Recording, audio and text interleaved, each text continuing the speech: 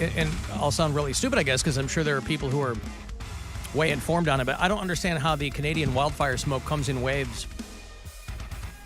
They're like, hey, those fires are still burning up north of the border, and there's going to be some more smoke in the air. I'm like, why isn't it just a constant thing of smoke? Maybe wind patterns change? You think that's what it is? Wind. You think that it's a constant... It's the little boy. It's El Nino. Is that what it is? I don't know. With all the wildfires, El Nino seems to have gotten thrown into the back seat as far as the conversation on weather goes. He's probably this summer. a man now. That's been El Nino's been El Hombre. Yeah. All right, so shifting winds are what I guess are doing. But the wildfire smoke, you may have noticed. You may have gotten up this morning and thought, someone on my street is barbecuing. But that's not what it was. It's the wildfire smoke from the Donnie Creek wildfire north of up there in Canada.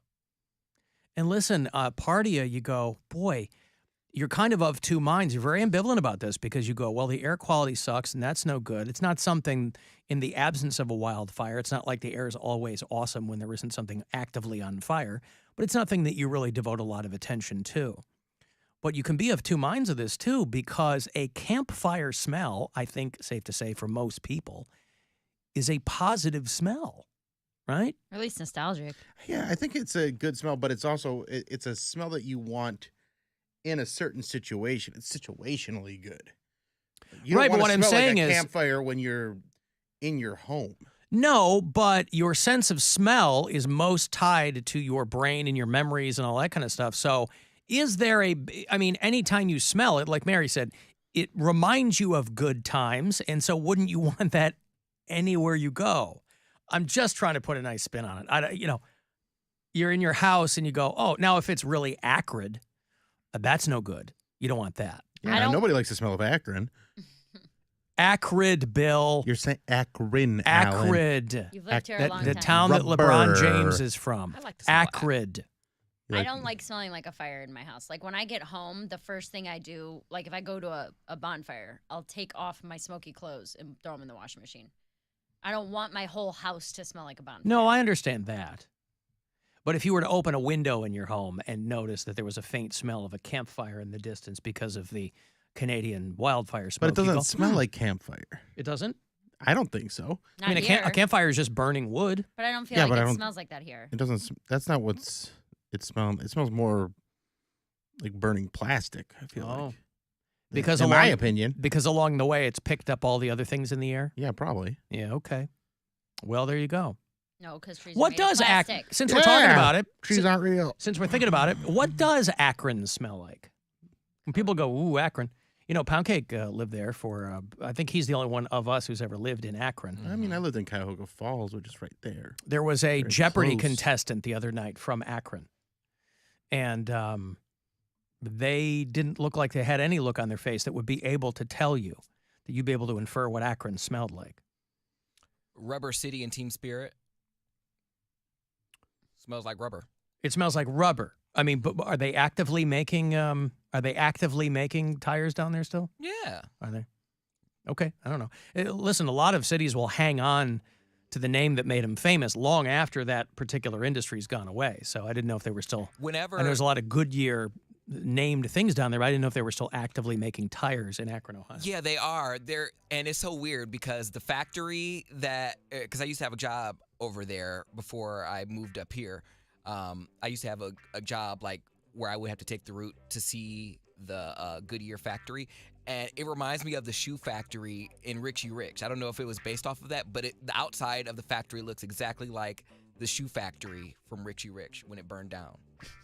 Yeah, I'm not going to get that reference, but it's... wheel. You're talking about the live... on Richie Rich? The live-action Richie Rich movie is what you're talking about? Maybe I'm confusing it with Jumanji. Jumanji. Jumanji? No, Jumanji. Jumanji is the beginning when Robin Williams' character, who is a boy, he messes up the shoe factory and his dad's whole career. That's what you're thinking of. That's not Richie Rich. And he ruins David Allen Greer's design. He's got a very modern design shoe that looks like a 1990s Charles Barkley Air Max, but it's not. It's the 70s. Right. Or 60s even, maybe. So it's like one of those things where it's like, what could have been? It looks like the outside of that factory. But yeah, no. But again, who can remember Jumanji? Frame by frame. Jumanji. There's little things that stick in your mind. What's that? I said there's little things that stick in your mind. So I guess so. I guess I don't have anything useful. I have a bunch of useless stuff, but stuff that comes to my mind. Well, listen, as if we didn't have enough mispronunciation of Jumanji. Well, he's making it up as he goes along. It's okay. Now I want to watch that movie. Which version? The original is the first one's the best. Not The Rock and Jack Black. I think that's the best that one. The You're Jack out Black of your one mind. is a superior version, Mary. You are out of your mind. And I turned on Nacho Libre the other day for a little bit. Doesn't hold up. Yes, it does. It does not. Oh, I absolutely think it holds up. Nope. I think it's even funnier. Love that movie. I watched the original Jumanji for the first time, I think, last summer with my daughter. I'd never seen it. And it was very entertaining. I got what all of the hubbub was about. Oh, you're in on the hubbub. You know how I am with hubbub in general. Well, yes. If you're not for it, you're against it. You don't have a lot of movies that you can relate to. I feel like Jumanji, Lion King, things like this, part of a lot of kids' childhood. You were an adult when all these came out, so you don't have that same nostalgia. But I also feel like whenever you bring up a movie that you liked as a kid, it's whatever ended up being on the cable channel when you stayed at your grandparents that one summer. That's right. So it's very select, specific movies that may not have the same nostalgia factor because there wasn't VHS. Well, but those are also the movies that I ended up talking about in the early days of HBO. Those all predated things like Jumanji. Right, that's what yeah. So it's just, I'm sure there are people that also relate to those, but it's... No, listen, pop culture-wise, I am on an island on this show. So when I'm talking about things I recall, I'm really not talking to you guys. Right. I'm talking to the customers because you guys, your perspectives are primarily 90s. Mine goes back a little bit further than that. And so I know I'm not going to have Confederates in the room.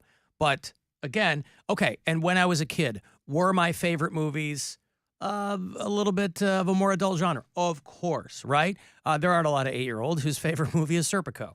I don't know what to tell you, right? I love Sidney Lumet. The guy can do no wrong. God rest his soul. But as if we didn't have enough things to worry about here in Ohio, now there's rice panic. Mary Santora, I'm sure, knows about this very, very well because she is a big, big deal in India and Pakistan. And there is a rice export ban in India, and it's triggering panic here in the States, in United States supermarkets, in places like Michigan and Ohio and Illinois, in states that might statistically have an inordinate number of people from those countries. And so you might have seen some of the viral videos going around of people just pulling bags of rice off the shelves, for people who are cooking, South Asian cuisine and culture, using a lot of rice. Rice is a big deal around the world, and even here in the States, where there's panic buying. It's like if there was another pandemic, but just for rice. So a lot of viral video that Indian Americans have been posting of just throwing giant bags of rice in their shopping carts. Prices have hiked from like $16 to almost $50. Rice hike. People that are buying giant bags of rice. And so there's a lot of panic buying, and Ohio is among the most heavily hit states. Now, again, Mary knows this. She has a huge fan base in India and Pakistan.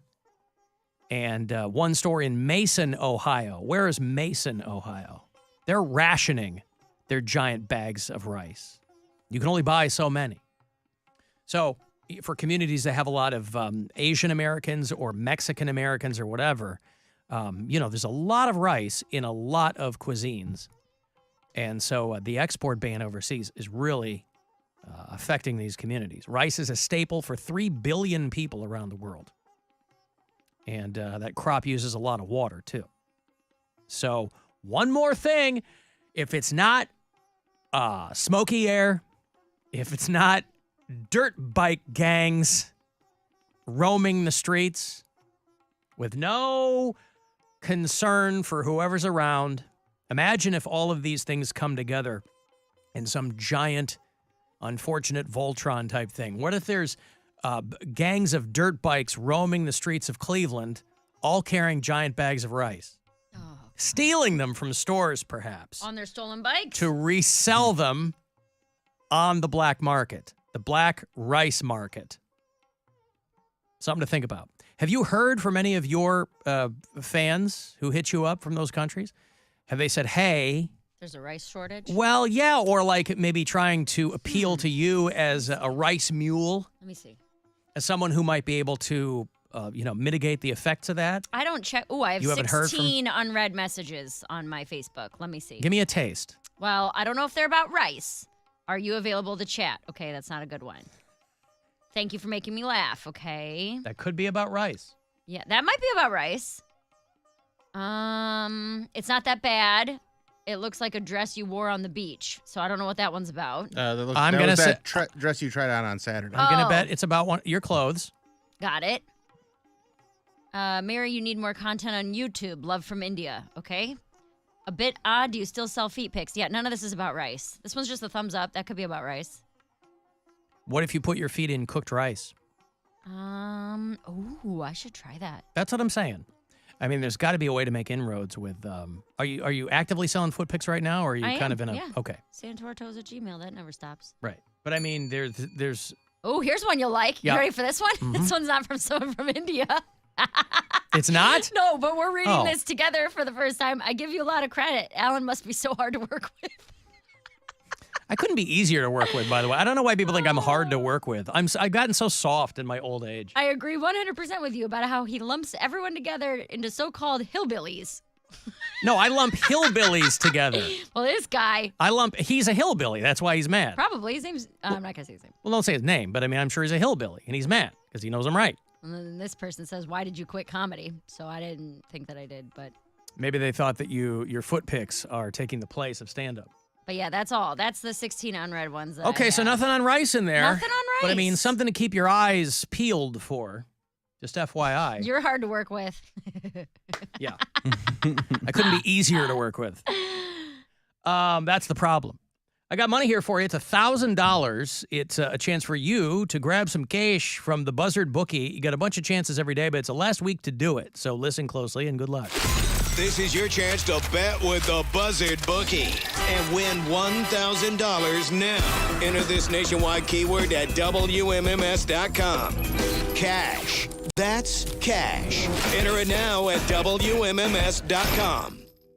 Al and I live in Akron and can verify that it smells like pure garbage. Yeah, but everywhere now is kind of starting to smell like garbage. That's not a knock against Akron. I mean, depending on where you live. I love living. There's a lot of places that smell like garbage. Or it smells like weed. Everywhere smells like weed now. But that kind of falls into the file of be careful what you wish for. Mm-hmm. Akron smells like pee and disappointment. Depends on where you go, though. There are some. Yeah, nice but also parts of Akron like anywhere else. that makes sense because if you can't hold your pee in, you're going to be disappointed in yourself. And then your pants are all wet. Your pants are all wet and Start it's chafing. super hot day. Fun. Downtown Akron smells awful. Highland Square smells like weed. That's like the hippie area. Yeah. And then once you go up towards like, But like but towards that's my Fairlawn, point. it smells Downtown like- everywhere smells terrible. It's bougie. You can leave us messages on the iHeartRadio app. If you listen, there's a big talkback button you can use to get in touch with us. Yo, it's Owen and Willoughby. Happy Tuesday. So, no comment today, just a happy question. Alan, Bill, Mary, Poundcake. When was the last time each of you went to church service?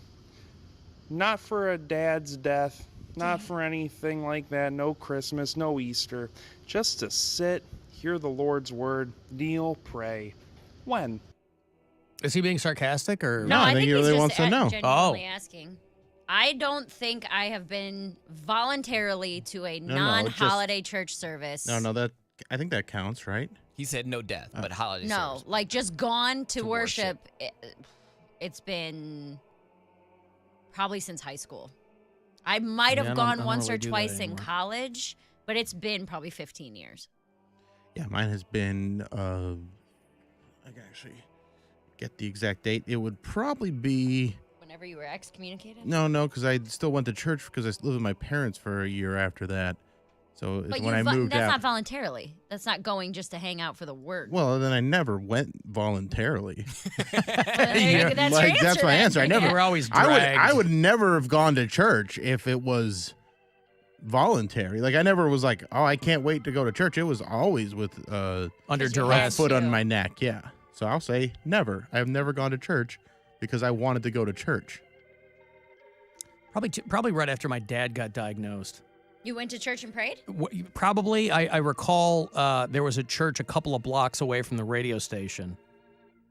And I went in there. Yeah, so it would have been like probably around noon, mid-June of 2007. Okay. Would have been the last time that he I could put a date on 16 years for you, too. Yeah. But other than that, it would just be, a funeral or like if I was home for a holiday and my mom was going to church because my mom's still always going to church. Did it surprise you that was your go-to when you got bad news? Like you're like, oh, this is, or do you feel like it was just reflexive to go to church after your dad got that diagnosis? No, I think, no. I don't know. That might have been the tail end of me thinking that could do something. Yeah. I don't know. Because I stopped actively going to mass in college. I was like, why am I doing this? Like, you just do it out of habit and guilt. I was like, that's ridiculous. Why am I doing this? In the early days of COVID, she would have been 2 then. My 2-year-old niece had like 103-degree temperature. And this is when like nobody really knew what COVID was yet and people were dying by the truckloads. And so my sister called me and she's like, dude, you got to meet me at the ER. Bella's really sick. I don't know what's going on. And as I was like driving to the ER, I prayed for the first time in years. It just came out of me. Like I was literally driving my car and just started praying, saying, please, please, God, let Bella be okay. And it caught me off guard that was my initial reaction, was like, put it up because there's nothing else we can do. The last time I prayed was when I asked God to just reveal himself so people stop killing each other in his name. Mm-hmm. That's very nice. Yeah. And nothing happened, I bet. Nope. He's real selfish like that. You didn't open up a pack of tortillas that night or anything and get surprised? No, there's no baby Jesus on a tortilla. No manger? Yeah. Cody, when did you go to church last? So I had to think about it. Because I know there was a phase in my life where I was going to church every Sunday because I was battling, my sexuality, and I went to pray the gay away, and I thought that was like the last time. Did it work? It did not. Okay. Bill, see me after the show, wait. But sounds like you want to see him after the show. I thought about it, and I was dating a guy who actually sang in the church choir, and this was during COVID. And so he was singing outside in the parking lot. He's like, "Oh, why don't you just come to church service?" And sure enough, I pulled up in the parking lot and had like in church in my car. So that was the last time. That was like in 2020 or maybe 2021, but somewhere around there. That was the last time. And I was like, wow. Boy, you were trying to pray the gay away up until a couple years ago? No, he's saying you went to church. I went to church voluntarily the last a couple years time. ago. Yeah, like in 2020, 2021, because I was dating a guy who was singing in the church choir. I see. So it was like one of those drive-in churches where they were having church in the parking lot. So all the people just parked their cars, and I sat and listened to church service, and it was nice. And it's like a stand-up show in COVID. And it was totally different because I was like, oh, my God. I forgot. This is a white church. This is how church is supposed to be. It starts on time, and it is like at 9:59, it is done. Like there's no lingering, there's no Bible study, there's no fellowship, intermission, there's no fellowship. Yeah, everybody wants to get the hell out of there. They've done their performance for the week in front of other people. I was like, this ain't no Baptist church. I don't know if they were Methodist, Protestant, or Pentecostal, but a Pentecostal would have been closer they would have hung Baptist. out. Baptist, it is so long. It starts at like 6. Bible study starts at 6, and then church starts at 8. And then you go till noon, have lunch, you come back, and you're done maybe around 5 or 6 p.m. So church is all day. And I was like, oh man, I'm not trying to sit here all day. They were done. But it's also just one day a week. That's why we were going to mass every day. Yeah, that's too much. You add all those up, and you're going to get one full day of going to church. But no, black people, because they're like, they need to pray for everybody, and they have a list. They have like specific prayers. How it was described to me is God has a bunch of blessings for you. And if you don't ask for them, he won't give them to you. Let me go through my Rolodex and find out which one is earmarked for you. And then they go, oh, there it is. Here's the Cody prayer. They're like, God will give them to you, but you got to ask for them. You got to know that only he can deliver it. So people, they be real specific. They're like, please let me get this couch, but I want the one with the yellow pillow. Hey, listen, maybe that's what people are missing is maybe their prayers lack specificity. Maybe they're not being really, really granular in their prayers. Maybe that's what it is. No, that's what it is.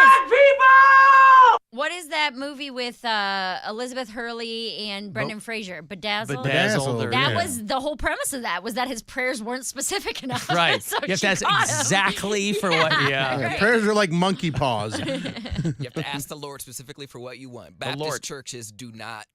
They just don't play. Like, I love my... That's a nice little escape hatch, though, because then when nothing happens, they go, well, you didn't ask for it properly. You didn't use the right words. How could God, omniscient, all-knowing, creator of the universe, how could he or she possibly know what you meant in your mind? You have to be very specific. Well, I didn't know. I didn't count white people's churches for a long time because my white friends would tell me, I'm like, that's not church. You can't go for 45 minutes. We call that the express mass. You got out of there in 45 minutes. You're like, sweet. I was like, that doesn't count. Like that. You would know, in the Catholic Church, you would know how quick mass was going to be by the priest that you got. Yeah. You're like, ooh, we had Father Calkins when I was a kid. He was a Navy chaplain. And this before he, joined a parish. And this guy was like a da-da-da-da-da-da-da. They were so going through it by rote. And you were like, nice. Especially if I was an altar boy. Because I'm like, ooh, we're going to get out of here in 45 minutes. Be back home watching friggin' Mighty Mouse. See, our services were like an hour and a half, but no joke, half of that was praise and worship. We sang so long. We would sing for 40, 45 minutes, half hour minimum. Because we'd sing like 15, 20 songs. Did you ever have people falling out, rolling over? All the time. And a fat lady in the back with a tambourine jamming out with a huge hat? Everybody. Pentecostals were crazy people. Like that video that goes around with all the people dancing with the tambourines and they put it to Let's Go or whatever. Corn, yeah. That's a Pentecostal church. I want to go to, because I would be jealous of my white friends when they would go to church because I'm like, wow, you get out so short.